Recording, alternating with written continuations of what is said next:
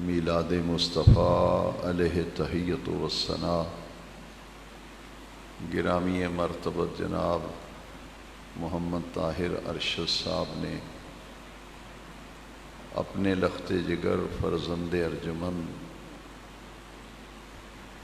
محمد عثمان کے عقد مسنونہ اور ان کی شادی کے موقع پر حصول خیر و برکت کے لیے اس محفل مبارکہ کا اہتمام اور انعقاد کیا۔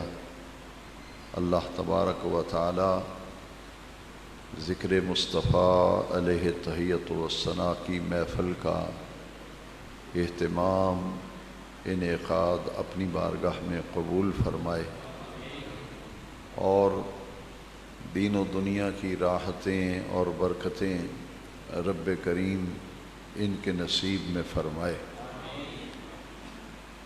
اس دور میں یہ بڑا اللہ تعالیٰ کا کرم ہے، نبی کریم علیہ السلام کی خاص نظر رحمت ہے، نگاہ لطف و کرم ہے کہ حضور کی امت کے وہ خوش نصیب لوگ جو اپنے خوشی کے موقع پر بھی اور غمی کے موقع پر بھی حضور کے ذکر کی محفلیں سجاتے ہیں۔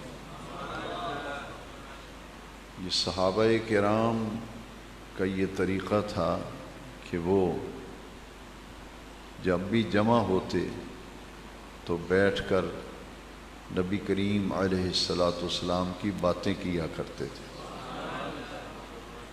ذکر مصطفیٰ سے مراد ہے نبی پاک کا ذکر۔ تو صحابہ کرام کا یہ طریقہ تھا کہ وہ جب بھی موقع ملتا 2 4 5 10 صحابہ اکٹھے ہو کر کسی موقع پر بیٹھتے تو وہ ایک دوسرے سے نبی کریم علیہ السلام کی باتیں سنتے تھے، اور ایک صحابی نے اگر حضور کی کوئی بات، کوئی واقعہ، کوئی ذکر سنایا تو دوسرے صحابی کہتے کہ میں بھی آپ کو ایک واقعہ سناتا ہوں، اور وہ کیسا پیارا منظر تھا کہ وہ ان تمام واقعات کے خود عینی شاہد تھے۔ وہ کہتے تھے کہ سمیعت رسول اللہ صلی اللہ علیہ وسلم یقول، جب حضور کی باتیں کرتے تو کہتے میں نے خود اپنے کانوں سے حضور سے سنا ہے، میں جو بات بتا رہا ہوں یہ میں نے خود نبی پاک صلی اللہ علیہ وسلم سے سنا۔ اور اگر کوئی صحابی حضور کے عمل کو بیان کرتا کہ نبی کریم علیہ السلام نے میں نے دیکھا ایسے کیا، حضور ایسے فرما رہے تھے، وہاں لفظ آتے ہیں رأیت رسول اللہ صلی اللہ علیہ وسلم، میں نے خود اپنے آقا کریم کو دیکھا۔ رأیت رسول اللہ صلی اللہ علیہ وسلم، میں نے خود اپنے آقا کو دیکھا، حضور یہ فرما رہے تھے، حضور یہ کر رہے تھے، حضور جا رہے تھے، حضور آ رہے تھے، تو وہ دیکھ کر اس کی منظر کشی کرتے تھے۔ اور جو حضور کی صحبت و مجلس میں بیٹھ کے خود باتیں سنتے تھے تو ان کے لفظ ہوتے تھے سمیعت رسول اللہ صلی اللہ علیہ وسلم یقول، میں نے خود نبی پاک کو سنا کہ حضور یوں فرما رہے تھے۔ اب ان خوش نصیب لوگوں کو جنہوں نے حضور کی زیارت کی ہے ایمان کی حالت میں، دنیا میں جتنے بھی مومن مسلمان ہیں سب سے اونچا درجہ جو ہے وہ صحابی رسول کا ہے۔ حضور کی امت میں سب سے اونچا درجہ صحابی رسول کا ہے۔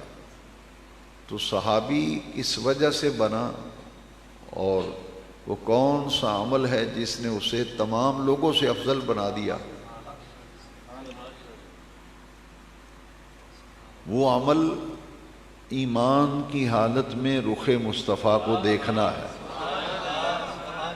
ایمان کی حالت میں حضور کے رخ زیبا کو ظاہری حیات میں، حضور کی ظاہری حیات میں، ایمان کی حالت میں حضور کے چہرہ اقدس کی زیارت کرنا، اور پھر انہی ایمان والی نظروں کو لے کر دنیا سے رخصت ہو جانا، اس عمل نے انہیں صحابی بنا دیا۔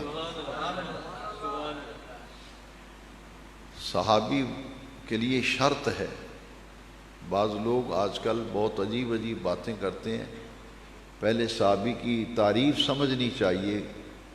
وہ صاحب ایمان جس نے ایمان کی حالت میں حضور کی ظاہری حیات طیبہ میں نبی پاک کا دیدار کیا ہو اور حضور کی صحبت پائی ہو، اور انہی ایمان والی نظروں کو لے کر وہ دنیا سے رخصت ہو جائے، ایمان کی حالت میں رخصت ہو، وہ صحابی رسول ہے۔ اور صحابی رسول کا مقام یہ ہے کہ نبی کریم صلی اللہ تعالی وسلم کی محض زیارت نے انہیں اس مقام پہ پہنچا دیا۔ نماز، روزہ، حج اور زکوٰۃ وہاں نہیں پہنچاتے جہاں رسول اللہ کی زیارت و دیدار پہنچاتا۔ جو حج بیت اللہ کرتا ہے اسے حاجی صاحب کہتے ہیں، جو مسجد میں نمازی ہو اسے نمازی کہتے ہیں، جہاد سے جو زندہ بچ کے واپس آ جائے اسے غازی کہتے ہیں، جو جان کا نذرانہ پیش کر دے اس کو شہید کہتے ہیں۔ یہ سب مراتب ہیں، درجے ہیں، منصب ہیں، اپنا اپنا مقام ہے۔ حج کرنے والے کا اپنا مقام ہے، وہ حاجی صاحب کہلائے، نماز پڑھنے والا پابندی سے نمازی کہلاتا ہے، جہاد کرنے والا غازی کہلاتا ہے۔ تو صحابی ان تمام اعزازات سے سب سے اونچے درجے کا اعزاز ہے۔ حضرت سلطان العارفین حضرت سلطان باہو رحمۃ اللہ تعالی علیہ نے ولایت کی 24 منزلیں لکھی ہیں، اور ان میں سے سب سے اونچی منزل جو ہے وہ صحابی ہے، سب سے اونچی منزل صحابی۔ اور یہ اہل ایمان کا عقیدہ ہے، دنیا کے تمام غوث، کتب، ابدال، افراد، اوتاد، اولیاء کاملین سب جمع ہو جائیں تو کسی صحابی کی گرد راہ کو نہیں پہنچ سکتے۔ صحابی کا یہ مقام ہے کہ حضور نبی کریم صلی اللہ علیہ وسلم کی زیارت اس مقام پہ پہنچا دیا۔ اور حضور کی زیارت کوئی معمولی بات نہیں ہے۔ خواب میں آدمی کئی لوگوں کو دیکھتا ہے، خواب میں مختلف قسم کی خوابیں آتی ہیں، مختلف لوگوں کو دیکھتا ہے، لیکن خواب میں اگر کسی خوش نصیب کو نبی کریم کی زیارت ہو جائے، جس نے خواب میں حضور کو دیکھا، حضور کی زیارت کی خواب میں، میرے نبی کریم علیہ السلام نے فرمایا من رعانی فی المنام فقد رعانی، جس نے خواب میں میری زیارت کی، مجھے دیکھا، اس نے مجھے ہی دیکھا، اس نے میری ہی زیارت کی۔ ان الشیطان لا یتمثل بی، فرمایا شیطان میری شکل و صورت بن کے خواب میں نہیں آ سکتا۔ باقی ہر کسی کی صورت بن کر شیطان خواب میں اس کا آنا ممکن ہے، لیکن حضور نے فرمایا جس نے خواب میں میری زیارت کی، مجھے دیکھا، اس نے مجھے ہی دیکھا۔ کیونکہ شیطان، حضور نے فرمایا ان الشیطان لا یتمثل بی، شیطان میری شکل و صورت میں نہیں آ سکتا، جس نے خواب میں مجھے دیکھا اس نے مجھے ہی دیکھا۔ اور اولیاء کاملین، آپ بزرگوں کے حالات پڑھیں، وہ دعا مانگتے تھے اللہم شرفنا بزیارت النبی الکریم علیہ افضل الصلاة والتسلیم فی حیاتنا وبعد مماتنا انک علی کل شیء قدیر۔ اے ہمارے رب، اے ہمارے پروردگار، ہمیں دنیا کی زندگی میں بھی اپنے پیارے محبوب کریم کی زیارت سے مشرف فرما، وبعد مماتنا، اور مرنے کے بعد بھی ہمیں قبر میں جب جائیں تو رسول اللہ کا دیدار ہو، فی حیاتنا و بعد مماتنا انک علی کل شیء قدیر۔ دنیا میں بھی حضور کی زیارت کی تمنا اور آرزو، اور مرنے کے بعد بھی قبر میں حضور کی زیارت و دیدار کی تمنا، یہ اس دعا میں موجود ہے، فی حیاتنا و بعد مماتنا۔ قبر میں رسول اللہ کی زیارت، اور پھر وہ خوش نصیب جن کو موت کے وقت حضور نے اپنا دیدار عطا کیا۔ کیسا اونچا مرتبہ اور درجہ ہوگا اس حضور کے غلام کا، جب دنیا سے رخصت ہو رہا ہو، وہ جا رہا ہو، موت آ رہی ہو، اور اس کے جسم سے روح پرواز کر رہی ہو، اس کی جان نکل رہی ہو، اور آمنہ کے لال خود جلوہ گر ہو کر اسے اپنے دیدار سے مشرف فرما رہے۔ حضور کی زیارت، حضور کا دیدار، حضور کی تمنا، یہ اتنا پیارا عمل ہے جس نماز وہ کام نہ کر سکی، روزہ وہ کام نہ کر سکا، حج وہ کام نہ کر سکا، جہاد وہ کام نہ کر سکا، جو زیارت مصطفیٰ نے کام کر کے دکھا دیا، اسے صحابی بنا دیا۔ صحابی حضور کی زیارت، حدیث شریف میں آتا ہے نا کہ قبر میں رسول اللہ کی زیارت ہو۔ اگر حضور کی زیارت کے اہمیت، افادیت اور اس کی برکتیں دیکھنی ہیں تو بخاری شریف کی یہ حدیث دیکھ لیں۔ نبی کریم علیہ السلام نے فرمایا کہ جب تم مردے کو قبر میں لٹا کے آتے ہو تو جیسے ہی قبر بند کر کے اپنے گھروں کو واپس جاتے ہو، جاء ملکان، دو فرشتے قبر میں آتے ہیں، اور وہ جسے قبر میں لٹایا تھا اسے اٹھا کے بٹھا دیتے ہیں۔ ہم لٹا کے آتے ہیں، فرشتے اٹھا کر اسے بٹھاتے ہیں۔ یہ بخاری شریف میں حدیث پاک ہے۔ جب وہ اٹھ کے قبر والا بیٹھ جاتا ہے، پوچھتے ہیں من ربک، تیرا رب کون ہے؟ تو جس نے اللہ رسول کی فرما برداری میں زندگی گزاری ہوتی ہے وہ کہتا ہے ربی اللہ، میرا رب اللہ ہے۔ پھر رسول اللہ صلی اللہ علیہ وسلم کے دین کے بارے میں پوچھا جائے گا، ما دینوں کا، تیرا دین کون سا ہے؟ تو حدیث شریف میں ہے جس نے اللہ رسول سے نسبت و تعلق رکھا ہوگا دنیا میں، فرما برداری میں زندگی گزاری ہوگی، وہ فوراً جواب دیتا ہے دینی الاسلام، میرا دین اسلام ہے۔ دونوں جواب ٹھیک دے دیے، میرا رب اللہ، میرا دین اسلام۔ اب تیسرا سوال جو ہے وہ حضور کے بارے میں کیا جائے گا، اور پہلے دونوں سوالوں میں اختصار ہے، اختصار، مختصر سوال ہے۔ من ربک، تیرا رب کون؟ ما دینک، تیرا دین کون سا؟ اور جب حضور کی باری آئی تو سوال کو ذرا تفصیلی کر دیا، سوال کو ذرا تفصیل ڈیٹیل میں سوال کیا۔ ما کنت تقول فی حق ھذا الرجل، جو لوگ یہ کہتے ہیں کہ حضور کے بارے میں تھوڑا ہی پوچھا جائے گا کہ حضور کو یہ مانتے تھے نہیں مانتے تھے، میں نے کہا یہی تو پوچھا جائے گا، یہی تو پوچھا جائے گا۔ اپنے بارے میں مختصر سوال کیا، تیرا رب کون؟ میرا رب اللہ۔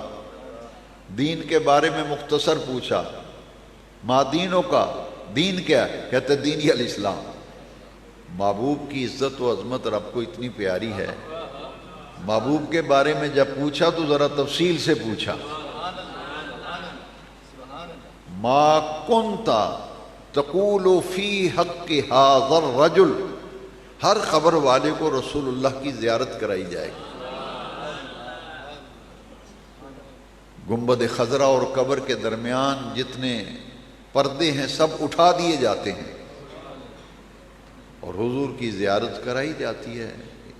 یہ جو ہستی جن، یہ ھذا جو ہے یہ اس میں اشارہ ہے، گرامر، عربی گرامر میں ھذا اس میں اشارہ ہے، اور محسوس مبصر کے لیے آتا ہے، اس میں اشارہ ہے، اشارہ کیا جاتا ہے۔ محسوس مبصر، مبصر کا معنی دکھائی دینا۔ حضور کی شبیہ مبارک آپ کا دیدار و زیارت جب کرائی جاتی ہے تو حاضہ اس میں اشارہ ہے، فرشتے اشارہ کرتے ہیں یہ جن کی تجھے زیارت کرائی جا رہی ہے۔ یہ دو لفظ یاد کر لیں، کوئی آدمی آپ مولوی ٹک نہیں سکے گا آپ کے سامنے، انہیں کہیں جی حاضہ ہے اس میں اشارہ، یہ محسوس مبصر کے لیے آتا ہے، تو فرشتے پوچھتے ہیں یہ جن کا تو دیدار کر رہا ہے، جن کی زیارت کر رہا ہے، دنیا میں ان کے بارے میں کیا کہا کرتا تھا؟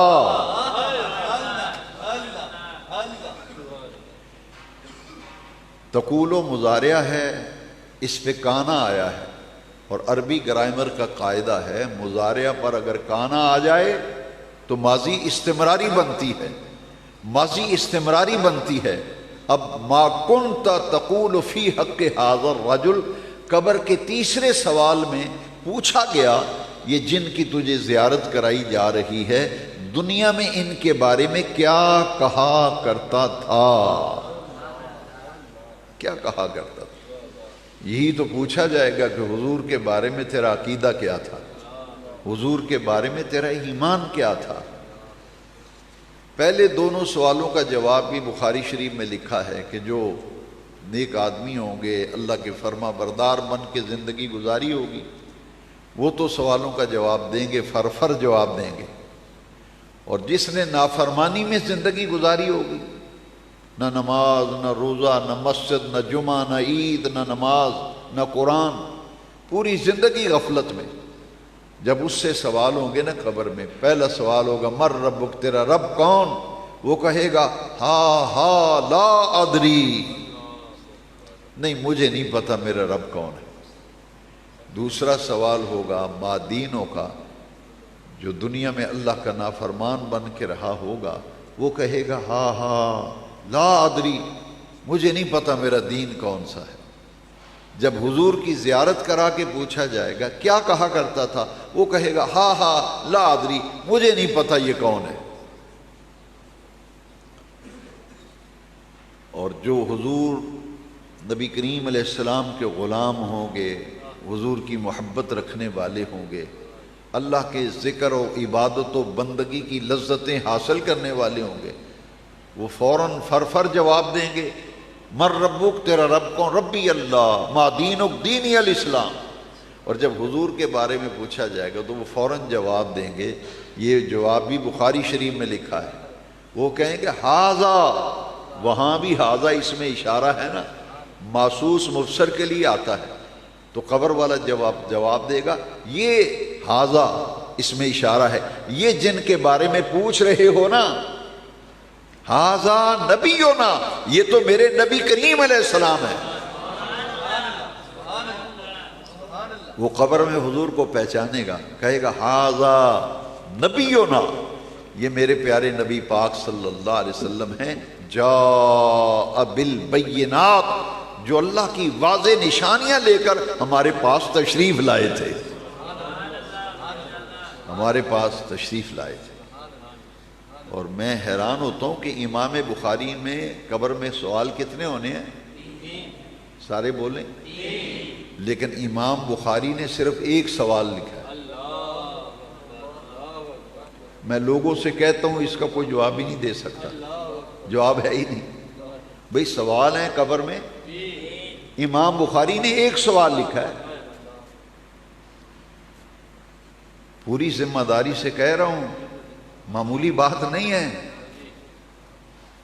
پہلے دو سوالوں کا امام بخاری نے ذکر ہی نہیں کیا، ایک ہی پوری بخاری از اول تا آخر ایک ایک ورقہ، ایک ایک عرب پڑھ لو، امام بخاری نے پہلے دو سوالوں کا ذکر ہی نہیں کیا۔ بے نیاز رب سوال تو انہیں ہیں تین، امام بخاری نے ایک ہی سوال لکھا ہے، ما کنت تقول فی حق ھذا الرجل۔ اس لیے امام بخاری کہتے ہیں کہ فیصلہ آخری سوال پر ہوگا، فیصلہ پہلے دو سوال مر ربک ما دینک، نجات کا فیصلہ آخری سوال کے جواب میں ہوگا. اگر حضور کو پہچان لیا تو سمجھ لو اس کی آخرت اچھی ہوگی. فرماتے ہیں اس لیے ایک سوال کا ذکر کیا ہے، دنیا والوں کو پتہ چل جائے نجات کا دار و مدار حضور کو پہچاننے میں ہے. نجات کا دار و مدار حضور کو پہچاننا. اور ہمارے استاد صاحب ایک مثال دے کے سمجھاتے تھے، یہ بچے اسکول میں پڑھتے ہیں، کچھ کے امتحان ہو گئے، کچھ ہونے والے. ایک ہوتا ہے سمائی امتحان، ایک ہوتا ہے ششمائی، ایک نومائی ہوتے ہیں نا. تو جو بچہ اگلی کلاس میں جاتا ہے، پرموشن ہوتی ہے نا اس کی، وہ سالانہ امتحان میں ہوتی ہے. پرموشن ہوتی ہے سالانہ امتحان میں. لہذا پہلے دو سوال جو ہیں مر ربک ما دینک، آخری سوال تفصیلی ہے تاکہ دنیا کو پتہ چل جائے کہ اگر مدینے والے آقا سے تمہارا رشتہ مضبوط ہے تو پھر خیر ہی خیر ہے، پھر خیر ہی خیر ہے. اس لیے امام بخاری نے ایک سوال لکھا ہے، ما کنت تقول فی حق حضرت، کہ پرموشن کا فیصلہ تو آخری، جو اگلی کلاس میں بچے جاتے ہیں وہ سالانہ امتحان میں، تو جو آخری امتحان و آزمائش و سوال ہے ما کنت تقول فی حق، نجات کا دار و مدار حضور کو پہچاننے میں ہے. تو حضور کی زیارت اس کی تمنا کرتے رہنا چاہیے. اس کے لیے کثرت درود شریف، نبی پاک صلی اللہ علیہ وسلم پر کثرت سے درود شریف. کئی لوگ شکوہ کرتے ہیں کہ بڑا درود شریف بھی پڑھتے ہیں، زیارت نہیں ہوتی. یہ زیارت حضور کی اپنی مرضی پر منحصر ہے. یہ حضور کی اپنی مرضی ہے، جس کو چاہے خواب میں دیدار عطا کریں، جس کو چاہے حالت بیداری میں دیدار عطا کریں. تو حضرت امام جلال الدین سیوطی نے 70 مرتبہ جاگتے ہوئے حضور کی زیارت کی.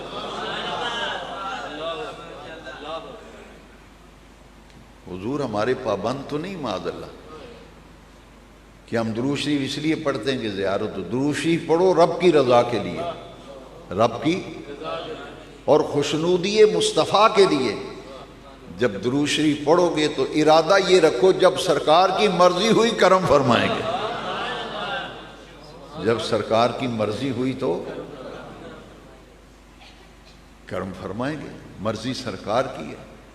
لہذا جب بھی درود شریف پڑھا جائے رب رسول کو راضی کرنے کے لیے، اللہ کی خوشنودی کے لیے درود شریف پڑھا جائے، اور یہ یقین رکھا جائے کہ اس کی برکت سے رسول اللہ کا دیدار ہوگا.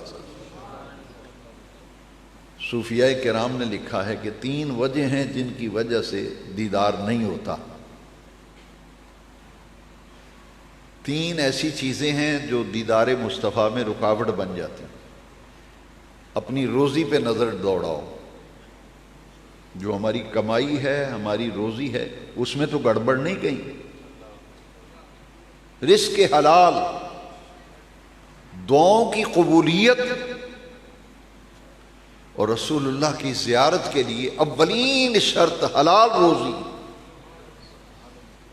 کہیں کوئی رزق میں ملاوٹ تو نہیں آ گئی، کہیں ایسا تو نہیں کہ میں نے زکوٰۃ نہیں دی، اندازے سے زکوٰۃ دے دی اور زکوٰۃ ابھی کچھ باقی ہے میرے ذمے. جو فرائض ہیں ان میں کہیں کمی کوتاہی تو نہیں. فرائض کی پابندی، رزق حلال، یہ شرط ہے، یہ شرط ہے. جتنے بھی فرائض ہیں ان میں پوری کثرت و رغبت، حلال روزی کو پاکیزہ رکھا جائے. ملاوٹ، پیسے میں گڑبڑ، یہ رکاوٹ بن جاتی ہے. دعاؤں کی قبولیت میں بھی، روحانی ترقی میں بھی یہ چیزیں رکاوٹ بن جاتی ہیں. 2 چیزیں اور ہیں جو حضور کی زیارت میں رکاوٹ ہیں. ایک خیالات کا، سوچوں کا پاک نہ ہونا.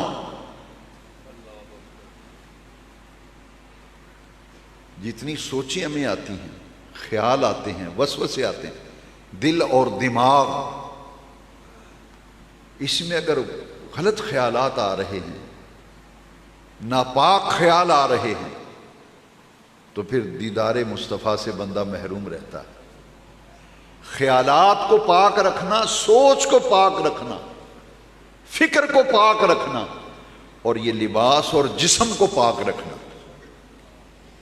لباس اور جسم کا بھی پاک ہونا، لباس کا بھی پاک ہونا۔ یہ تو نماز کے لیے بھی شرط ہے، نماز کی شرطیں پڑھ لیں، جسم کا پاک ہونا، لباس کا پاک ہونا، جہاں نماز پڑھنی وہ جگہ کا پاک ہونا۔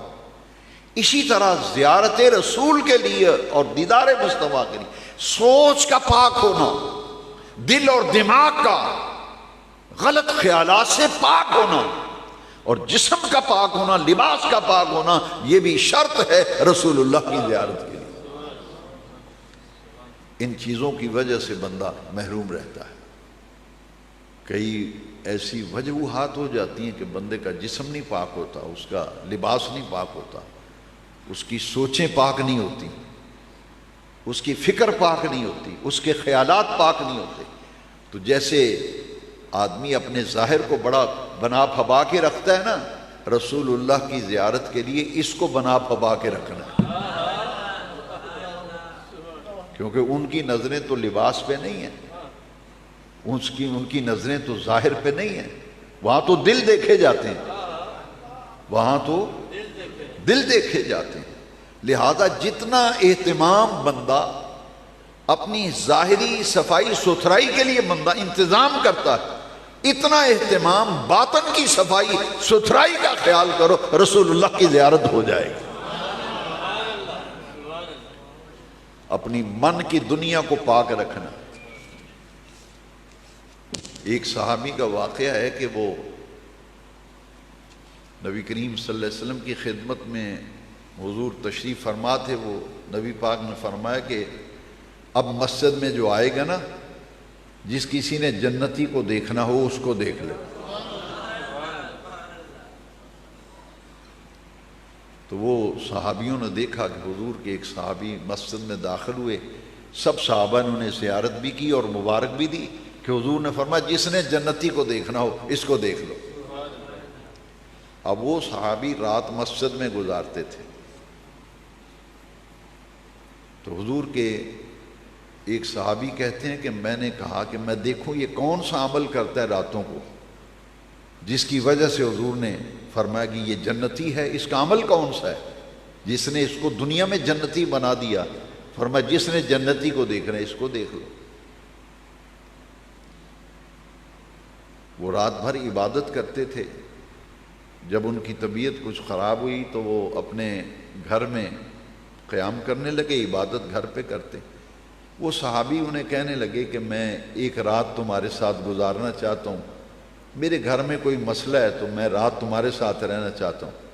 ایک رات، دو رات، تین رات وہ انہی کے کمرے میں سوئے، بستر لگا دیا گیا۔ تو وہ دیکھ کر حیران رہ گئے کہ وہ عشاء کی نماز پڑھ کے سوتے اور فجر کی اذان کے وقت اٹھتے۔ جب وہ سوتے تھے تو حدیث شریف میں آتا ہے چادر میں تھوڑا سا سوراخ کر لیا، چوری چھپے دیکھوں گا کہ رات کو یہ عمل کیا کرتا ہے کہ جنتی ہے۔ وہ دیکھتے رہے، وہ ساری رات خراٹے مار مار کے سوئے رہے صحابی، نہ رات کو نفل نہ تسبیحات، سوئے رہے ساری رات۔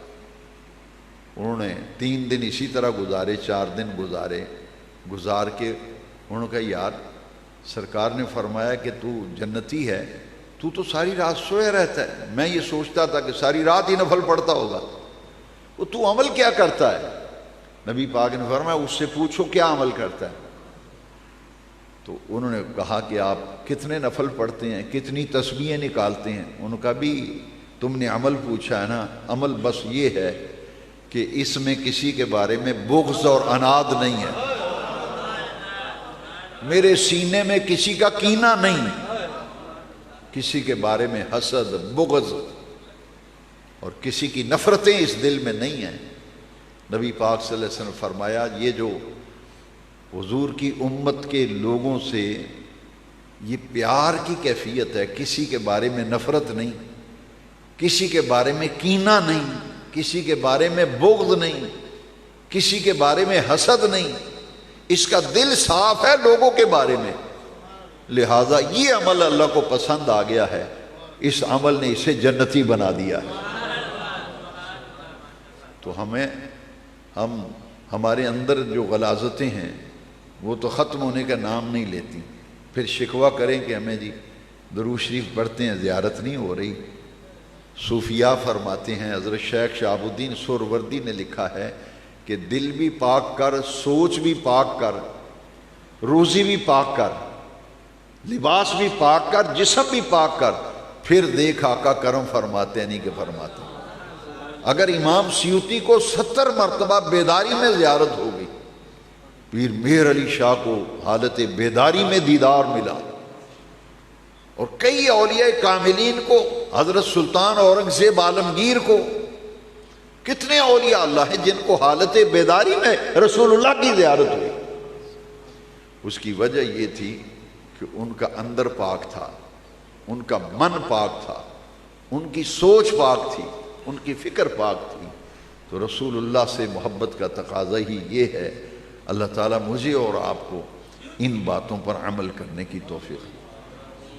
دعا کرتے ہیں اللہ تعالیٰ جس محبت سے یہ محفل منعقد ہوئی قبول فرمائے، اور ہمارے عزیز محمد عثمان محمد طاہر ارشد مغل صاحب کے بیٹے فرزند، ان کی شادی ہے، عقد مسنونہ ہے، اور جمعے کے بعد یہ محفل جو سجائی گئی اللہ اسے قبول فرما کر بانی محفل کو